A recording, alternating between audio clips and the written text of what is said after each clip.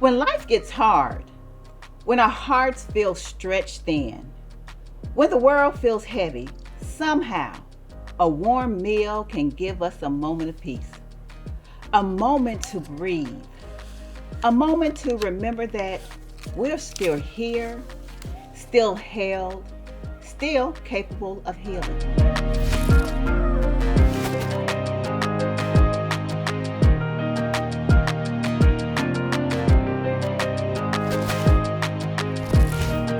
Hello and welcome to the Main Health Show. My name is Stephanie Anderson. Today's guests understand this truth like few others do. She doesn't just cook, she ministers. She pours love, intention, and comfort into everything she makes. And in a time where food scarcity is real, where families are struggling, and where far too many people are going to bed hungry, her gift means even more. She reminds us that feeding people isn't just hospitality, it's hope, it's community, it's compassion in action, and it's one of the oldest ministries we've ever known. Her heart is big as her spirit is gentle. In her kitchen, well, that's where the healing happens. And I'm honored to have her here today. My guest is Pat Higgins, Pastor Pat as I call her. She is a woman of faith with the heart for hospitality, devoted to showing Christ's love through food. She faithfully led the hospitality ministry at her church for over 25 years, serving the Lord by serving others. Through warmth, organization, and grace, she created spaces where individuals and families felt valued, connected, and welcome, reflecting her deep commitment to fellowship and ministry through food. Pat is the owner of Sweet Thing, specializing in decadent brownies, and I think she brought me some here today, pound cake, and delicious baked goods. She is also establishing a nonprofit organization for Mary in honor of her mother, Mary Bristol. For Mary is a food-based business to recognize and honor the strength, compassion, and dedication of those in the nursing profession. I am so pleased to have her here today. Welcome, Pastor Pat. Thank you. So nice to be here, Stephanie. It is so nice to have you here today. And I was not playing, y'all. This is my box of goodies. I don't know how much I'm sharing. Y'all pray for me, but she makes some of the best desserts and food. It's not just baking. No. You can throw down in the kitchen, Sister Pat. So we're going to start with our, I just want to talk to you and just share with the audience what I feel about your ministry. Let me start with asking, you're known for showing love through your cooking. You are. I don't know if you knew that, but you are. When did you first realize that food was your ministry? I've always liked to cook. Ever since I was a young child, my mom, again, she loved to bake and loved to cook too. So I learned through her. But I realized when I was in my when I started working, when I was an adult, I would just start bringing things to work: brownies, coffee cakes, sausage gravy and biscuits, and even do some lunches up. And I just love to just share my food with people. Yes. And I noticed that when I did that, it was, you can be in an office and there's people and they have their personalities and that, but when the food came out, Yes. there was peace. Yeah.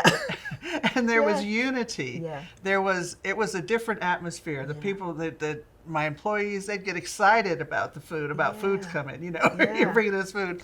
And so I just saw how that was, and I didn't think of it as a ministry then. Yeah. But it really was. And so at my church, back in the 90s, my pastor he entertained, he had different guest speakers and different things that went on in the church. And so he just started asking me to see if I could take care of that. Yeah. And it just went from a small event, or Yeah. maybe just one visiting pastor and just fixing something for them, to breakfast for new members, Yeah. to repasts for after funerals, Yes. to you can minister to families. Yes. So much in that. We even for several years. We have a Thanksgiving, Yeah. and we would serve 1,000 people because our pastor has a huge heart He really for does. the community. He's really does. our bishop now, and then his Yeah. son is now, but they both have a huge heart for the community, and so just it just evolved into that, Yes. and I had a team. It was Yeah. wonderful, and I was known for being a little particular Yeah. about how things are Yeah. in order, because Yes. you want to do things with excellence. Yes. But the heart of it was serving people. Yes. Yes. And so I did that for over 25 years. Wow. Yeah. And now I'm kind of reaching out and starting my own businesses. I love and that. do that. I love that. And I love the fact in your intro reading that it is in honor of your mother. I got an opportunity. She was a precious lady. Yeah, Definitely. And I love the fact that you're going to be able to honor her with your gift, something that you love doing. And her name will go on with your new enterprise. So God, from my mouth to God's ears, blessings on your new endeavor. Thank you. So I, not only with this this gift with the baked goods, but I have been one of the people who have been able to enjoy your meals. It's just, the food, whether it's a repast or whether it's for breakfast, it was just, you can tell when things are just made with love, and that's why I always felt. I'm like, does Sister Pat make this? Because I want some. I definitely want some. So, yes, it is definitely a ministry. And talking about cooking, because I think sometimes when we do things, do you have a favorite one dish that you make that that feels like a hug on the plate, and why does that dish mean that for you?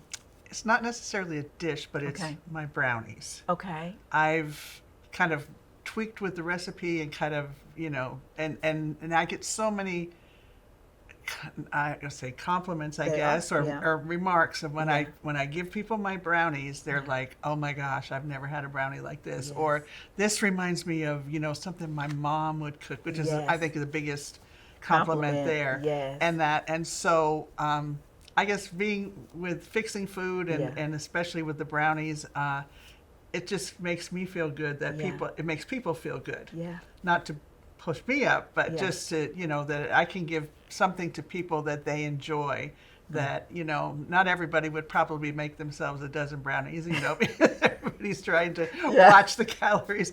But you can't turn that away if I No. give you some. Definitely not.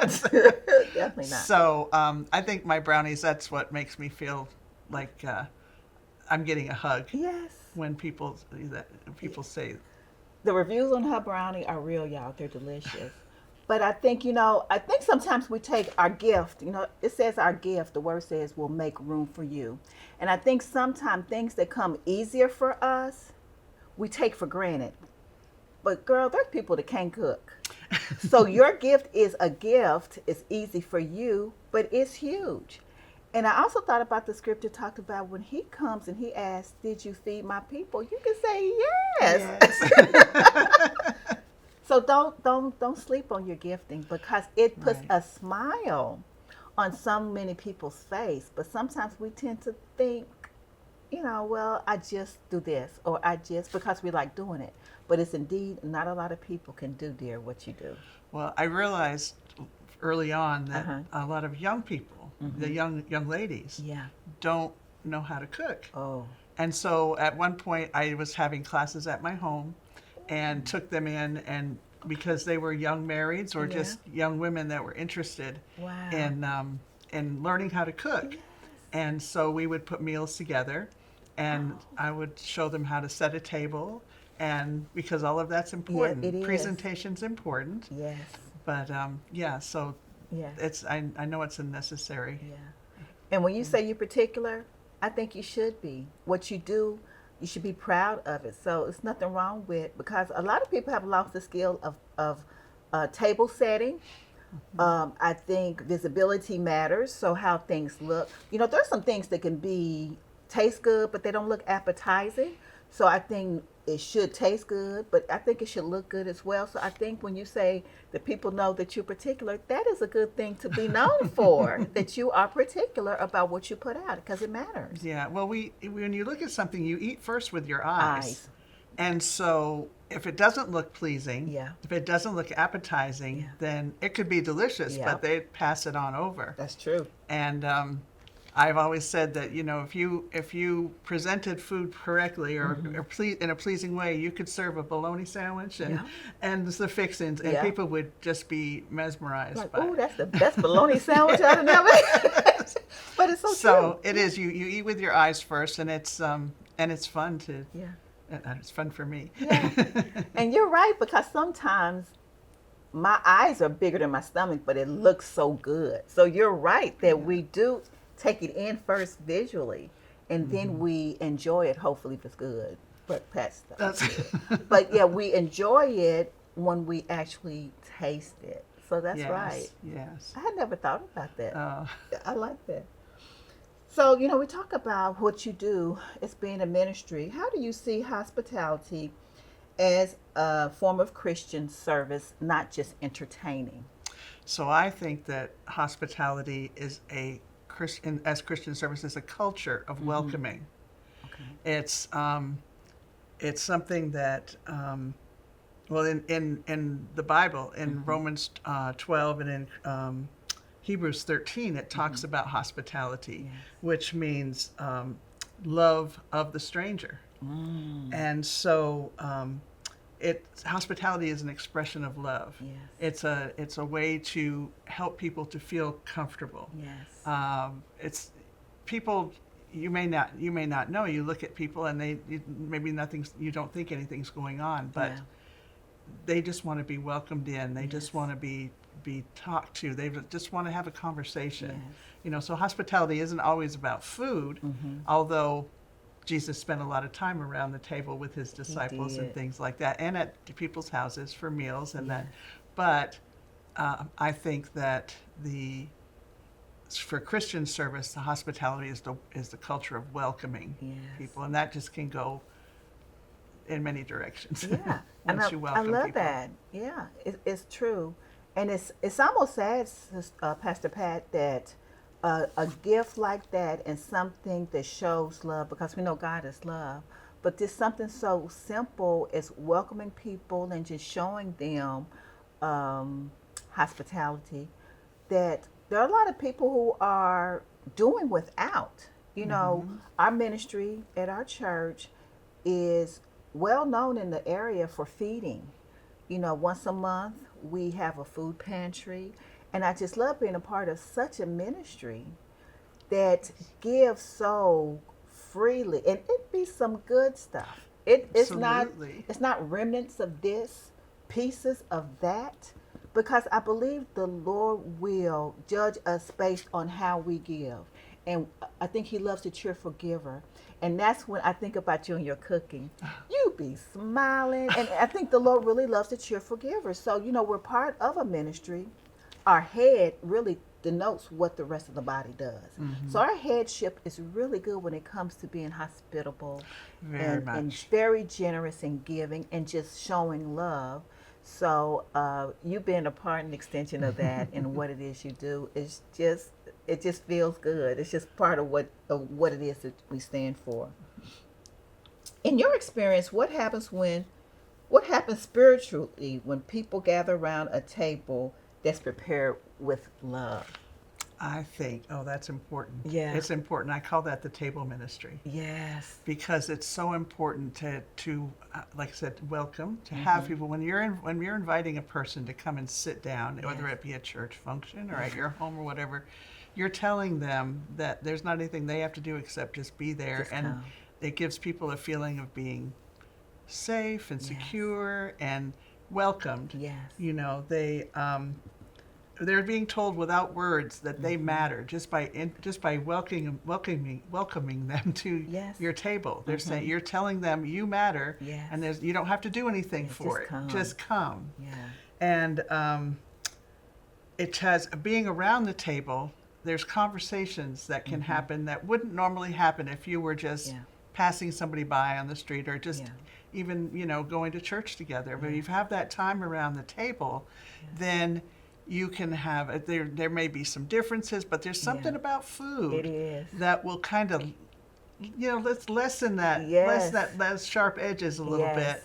And there's so many lessons that can be learned, not by speaking, but just by being around the table and listening. Yes, Food the and fellowship is just, Yeah. it's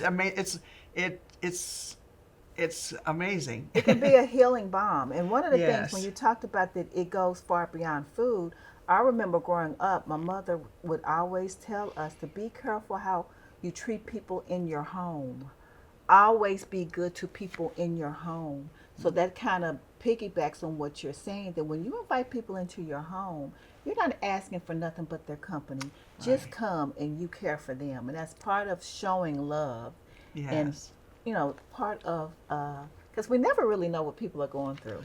You never do. You never do. And it's always nice just to have that time where you can have a conversation and about anything. Really, Yeah. it's a healing. The table ministry is a Yeah. healing place. Yeah, I believe that. Yeah, and it just gives me pleasure to see people Because you're good enjoy at it. it. So I want to ask you, what is one simple way anyone, whether they can cook or not, because we got some folks that are challenged in the Yeah. kitchen, can start practicing the ministry of hospitality in their everyday lives? So you don't have to know how to cook to have hospitality. Yes. You just start with something small. Okay. Start just look to where you can invite a person. Like maybe there's somebody at work Yes. that usually goes to lunch by themselves. Mhm. Invite them to lunch. Yeah. Somebody you see at church that maybe sits by themselves. Strike up a conversation. Invite them out. Yes. And that it's very, very small things. It's those small, consistent things that will happen that will give the person trust in you. Yes. And then that can lead into so many conversations that can minister Yes. to people. Yeah. Do something that creates the room for conversation. Turn off Yes. the phone Yeah. and just enjoy the company that you're with. And it Yes. doesn't have to be over a meal. It could just be over a cup of coffee. Yeah. That's But there's true. something about that I believe heals and builds the body and the soul. Yes. Yes. And so it doesn't have to be anything, fancy. I would suggest that if you want to do a meal or something, start small. Mm-hmm. Maybe just invite one person over or Yeah. one or two Yeah. and start small. Yeah. And then let it go from there. I love that. Yeah. I love that. Because sometimes we see people sitting by themselves or kind of detached, but just that invitation and just opening up yourself. And like you said, it doesn't have to be a grand meal. It can just be a coffee somewhere or just a conversation, just to let people know. Because that's what I believe part of our ministry is bringing people in Yes. and letting them know that they are important. Time spent is Yeah. something that you can't put a price on. You can. And you just have to think about what would Jesus do? What would Jesus do? WWJD. Right? Yes. What would Jesus do? What would Jesus do? Yeah, he went after the lonely. He went did. after the, and Yeah. why wouldn't we? Not that, but you just never know what you can share Yeah. with people. Oh my goodness. We think about one of the biggest miracles when he took the loaves of bread and the fishes and he fed. Mhm. Just the act of taking that, it's a miracle, yeah, but it was a source of ministering and feeding those people. Yes, yes. He didn't want to send them back hungry. He had fed them spiritually, but then he sent them back with their tums full. So that was good. And there's been the ministry, the hospitality ministry, Yes. and feeding the those in our community around about our church has opened up doors Yes. to meet people Yes. and and help them with their needs Yeah. and minister to them Yeah. just because they came because there was a free meal offered. Yeah. So that's very important. It is. It's Yeah. huge. So I know that you have an endeavor that you're going to be working on for your mom. And I know there's going to be someone who enjoyed your conversation and what you shared and maybe wants some brownies and some pound cake. Pastor Pat, can you share with the Main Health audience your contact information, please? Right now, I'm just in the beginning stages. Okay. So my email address is phiggins3602@gmail.com. Like I said, my goal is to have a nonprofit. Okay. So I have a lot of steps to do Yeah. and do that. And what I want to do with that is I want to reach out to the hospitals, to the rehabs, to anywhere there's nursing. Because when my mom, Mary, I took care of her 24/7 for about the last year and a half of her life. She had dementia, but I wouldn't trade that time for anything. And she loved to bake, and so that's why I'm doing this in honor of her, remembrance of her. But I realized she was in the hospital a couple of times during that year and a half, and the nurses are a wonderful, compassionate group of people, but they're very understaffed at times, and they were so kind to Mom. Yes. And so I just want to do something for the nurses. To And give so I'm back. going to give back. So Yeah. I thought if I could share food with them and start off with maybe some baked goods, but then I have greater ideas for maybe Okay. soups and sandwiches and Yes. things like that. And I don't know how big this can get. I'm excited. We think big. But I want to just start off with a thank you and just Okay. let them know that you're the That they're seen and that they're important. seen, right, Yeah. right, and what they do is very important because a few times Mom was just blessed. Many times Mom was blessed with just the compassion of the Yeah. nurses Yeah. with everything she was going through. So That's a ministry in itself, nursing is. And when you have good ones, you do appreciate it. yes. So that's going to be all for this segment. We'll be back in a minute with the Main Health Show.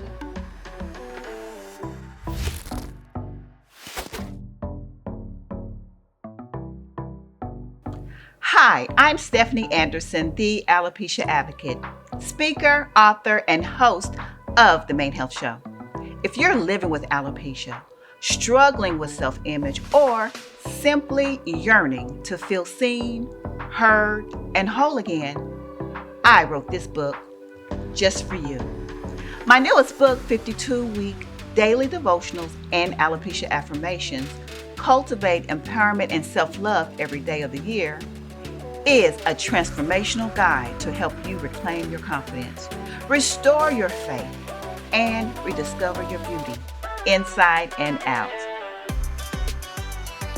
Each day delivers a heartfelt devotional rooted in spiritual truth, paired with a daily affirmation designed to uplift your spirit, challenge negative beliefs, and replace them with radical love for you. This isn't just a book. It's a healing companion, a daily practice, a declaration that you matter. Your reflection matters. Your journey matters. Get ready to walk in your worth, speak your life into your reflection, and start each day with divine confidence. It's time to love who you see in the mirror every single day. You're not alone in this journey. And this book, 52-Week Daily Devotionals and Alopecia Affirmations, is your daily reminder that healing is possible and joy is your birthright. Let's walk in that together.